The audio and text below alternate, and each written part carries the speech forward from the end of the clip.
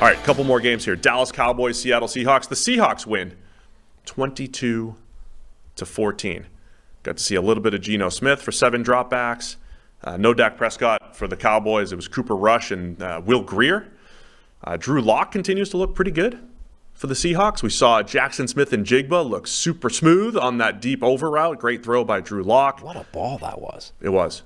Drew Lock has, when he came out, he definitely had good arm talent, right? And, really good. And again, I feel like he's not Josh Allen. I feel like I put this out there. He's not Josh Allen, but he's at the top end of the range of people that aren't Josh Allen. But I feel like I've seen the arm talent on display more maybe just this preseason from Drew Lock. The touchdown he threw in week 1, really absolute nice bullet. I mean, he threw that ball hard. And this one, touch just over the defender. Smith and Jigba, I think in my notes last year I said just the way he patrols the field, it's just so smooth and under control, and he knows where he's going, and he gets there efficiently. And I know the pass was perfectly right there, but I felt like that pass summed up Jackson Smith and Jigba as a prospect, basically. Good route runner. He's going to create separation, and he doesn't have a great breakaway speed. So he probably should have scored on this one if he just had, high 4.4 speed. He's not that fast, Smith and Jigba. So he doesn't score a touchdown on this deep over route, but he's open, creates the big play, and he looks like an immediate impact player for the Seahawks to go with DK Metcalf and Tyler Lockett. They should be really encouraged by what that passing game can do, just having that trio. Yeah, no, he's going to be, I think, a big part of that offense. It's not inconceivable that he could lead the team in, various receiving categories, even with DK Metcalf and Tyler Lockett there. He's going to play basically the whole way. Zach Charbonnet also got the start for them and looked pretty good. That obviously they added him in a fairly eyebrow-raising draft pick, given Kenneth Walker and what he'd done last season. But that's a good collection of skill position players the Seahawks have. Charbonnet had a long run, and that's what I wanted to highlight here from a Dallas Cowboys perspective. Mazi Smith, their first-round defensive tackle, not a great game for Mazi. And so couple things to warn the people about. Warning here. A warning against need-based drafting and expecting immediate impact all the time. If you thought that Mazi Smith was going to come in and boom, Cowboys' run defense is going to be perfect. They just got a 330-pound nose tackle who moves really well. That'll solve all the run defense problems. Mm-hmm. Doesn't work that way. Even Jordan Davis, who's bigger, more athletic, it may be a better, straight up 2-gapping nose than Mazi Smith. He wasn't great last year in his limited time before he got hurt, and he didn't shore up the Eagles' run defense necessarily. Mazi also had one play that was going around social media last week, which was fantastic. Took on a double team, made the play.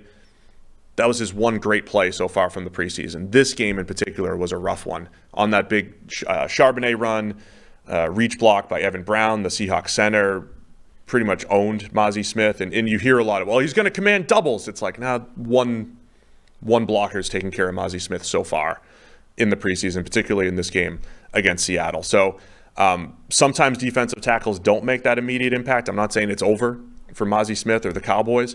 It's been a rough couple weeks overall outside of those 1 or 2 plays where it's been really good. So I think he's got good potential, but it's not this immediate, we're going to shave a yard per carry off of our run defense because we just drafted a nose tackle. It doesn't work that way, and we're not seeing that on the field yet for the Cowboys. Yeah, the defensive tackle is generally a position that actually does take a little time to adjust to the NFL level. Like some guys hit the ground running, but mostly it isn't. Mostly that's one of a slow burn type of position.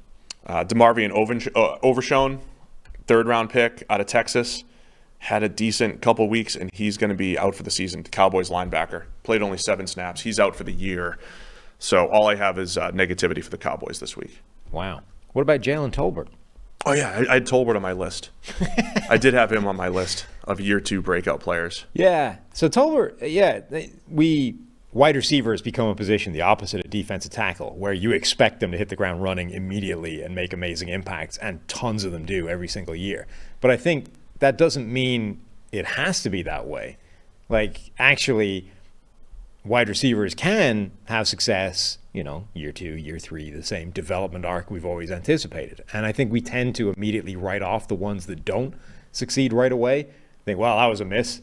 particularly if they weren't like first-round draft picks, right? Like just a mid-round guy that you liked and thought he could contribute right away, and then he doesn't. Sky Moore is a good example, right? Sky Moore, I thought, could be the Juju Smith-Schuster a year ago. Wasn't. And you're like, well, that's that done. Miss. Whereas actually now, everyone's talking about him doing exactly that, just year 2. And you saw last season there were a few plays where he was not on the same page as Patrick Mahomes, etc. Sometimes it just takes a little time. Tolbert was a guy I thought that had talent to contribute right away. The opportunity opened up for him a little bit last season for Dallas with injuries and space, trading away Amari Cooper, etc. And we really didn't see anything from him. But reports from camp have been that he's been playing well. He's been forcing his way into the reckoning, and even though they've got less opportunity now with Gallup healthier and with Brandon Cooks in, I think there's still a world where he could end up being their number 4, which has been a guy that's contributed down the years. And in this game he had 4 catches for 66 yards. Had a weird, I don't know that he quite understands the best place to settle down on those kind of shallow crossing routes against zone coverage. You know what I mean? It's like he's running across and it either takes him a while to recognize its zone or he just doesn't seem to have the feel for where to settle. But other than that, like he made a lot of plays on the outside in particular.